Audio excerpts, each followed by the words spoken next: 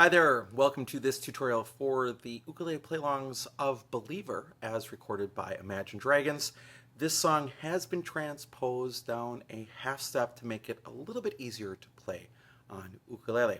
What we're going to do in this video is, first of all, we'll talk about the chords you need for GCA, soprano, concert, tenor ukulele.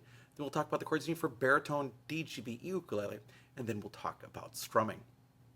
If you want to support the work of this channel, there are three things you can do. First of all, you can like this video. Second, you can subscribe to this channel. And third, you can always buy me a cup of coffee to say thank you for making this content at www.buymeacoffee.com/ukestuff.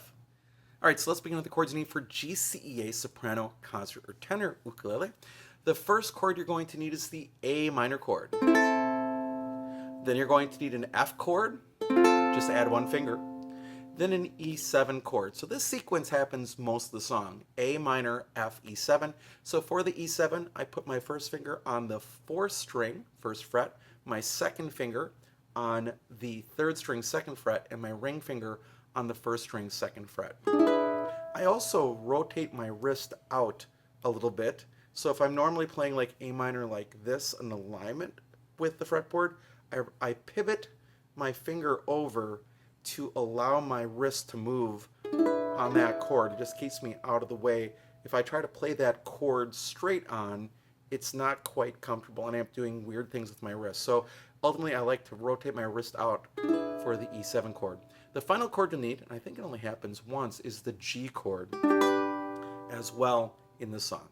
And those are the chords you need to play Believer on GCEA, soprano, concert, tenor ukulele. Now let's talk about baritone.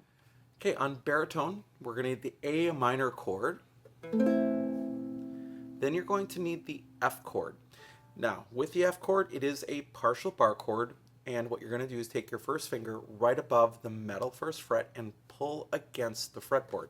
You're going to hold your ukulele securely and pull against the fretboard, and then add your thumb for some support. So you are pinching a little, but it's not as much about the pinch as it is about the pull. That'll give you most of that partial bar chord that you need clearly. I can even take my thumb off and not have to worry about it. But then you add two more fingers to it, and you get that F chord. Then you're going to get the E7 chord. And then I think there's one instance of the G chord towards the end of the song. And those are the four chords you need to play Believer on baritone DGBE ukulele. Now let's talk about strumming. As it comes to strumming, the first thing I want to remind you is that there was no ukulele in the original version of this song. It's one of the interesting comments we get occasionally on the Uke Playlongs channel, which is there's no ukulele being played. So why is this a play-along? It's a play-along so you can play along with the real recording. That's the intent here. But with no ukulele in the original recording, there's not one singular right answer. So what you have to ask yourself is, what am I going to do? Now, if you can't figure out an answer on your own, here are the three rules of strumming. First of all, play the right chord at the right time. Number two, keep a steady beat or keep a steady tempo, whether you're playing by yourself or you're playing with the video. And third, make sure that whatever you are playing matches the overall style of the music. There are some strums and some things that you could play that don't really fit, but as long as you're meeting those three rules, you're right.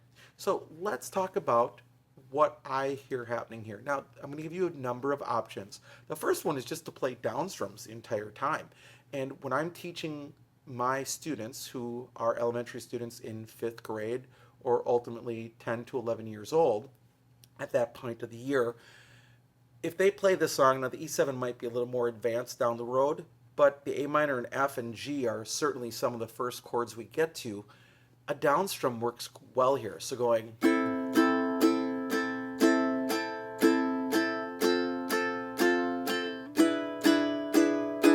that works really well. So down strums, one option. Second option, you could play a swung pattern, down, up, down, up, down, up, down, up. That's going to work with the song as well. It would sound like this.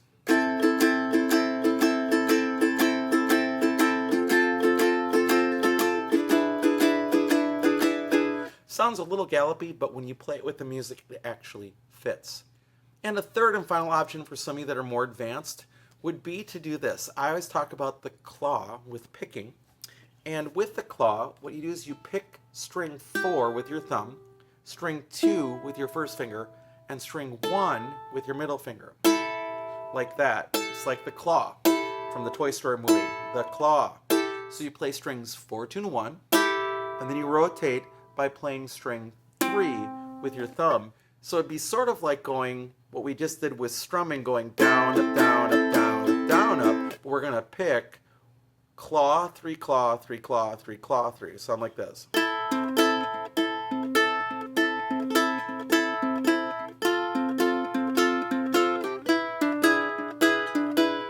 That would work really well too.